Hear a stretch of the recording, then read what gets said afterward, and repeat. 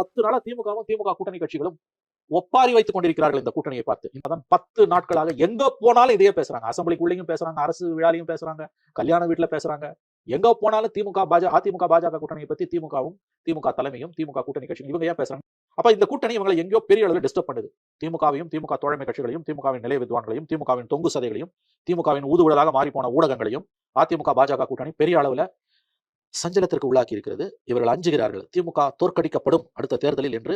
உண்மையிலேயே திமுகவும் அதனுடைய தோழமை கட்சிகளும் திமுக தலைமையும் திமுகவை ஆதரிக்கக்கூடிய ஊடகங்களும் அதிமுக பாஜக கூட்டணியை பார்த்து அஞ்சுகிறார்கள் என்பதுதான் உண்மை. அதனுடைய வெளிப்பாடு தான் 24 மணி நேரமும் அது கல்யாண வீடோ அல்லது எழவூடோ அல்லது அரசு நிகழ்ச்சியோ அல்லது சட்டமன்றத்துக்கு உள்ளேயோ எந்த சப்ஜெக்ட் எடுத்தாலும் அதிமுக பாஜக கூட்டணி பத்தி பேசுறது. எனக்கு தெரிஞ்சு இப்படி ஒரு நிகழ்வு கடந்த என்னுடைய அனுபவத்தில் நான் ஒரு அரசியல் கட்சி இன்னொரு அரசியல் கட்சியோட கூட்டணி சேர்ந்ததை ஆளும் தரப்பு அதிகாரத்தில் இருக்கக்கூடிய ஒரு தரப்பு இந்த அளவுக்கு பார்த்து ஒப்பாரி வைத்ததை நான் பார்த்ததே இல்லை. இது உண்மையிலேயே அவருடைய அச்சத்தின் வெளிப்பாடு தான். அதுல எந்த சந்தேகம் வேணாம் ஜெகதீஷ். இன்னைக்கு அவர் எடப்பாடி பேசியிருக்காருன்னா அது நியாயமான பேச்சு தான். ஏன்னா நீங்க அதே தானே நீங்க பேசுறீங்க. அப்போ எதிர்வினை ஆற்றம் எப்படி இருப்பாங்க? இதை கடந்து போக முடியலையே உங்களால. உங்களுக்குள்ள ஒரு டிஸ்டர்பன்ஸ் இருக்குன்றத முதல்ல தனி மனிதர்களோ ஸ்தாபனங்களோ அரசுகளோ கட்சிகளோ, அதாவது பயம் இருக்கலாம், அச்சம் இருக்கலாம், அச்சத்தை வெளிப்படுத்தக்கூடாது. உங்க வீக்னஸ் நீங்க வெளியில காமிச்சக்கூடாது. ஆனா 10 நாளா திமுகவோட தோழமை கட்சிகளும் தலைமையும் அரசும் அந்த அச்சத்தை வெளிப்படுத்திக்கிட்டே இருக்காங்க.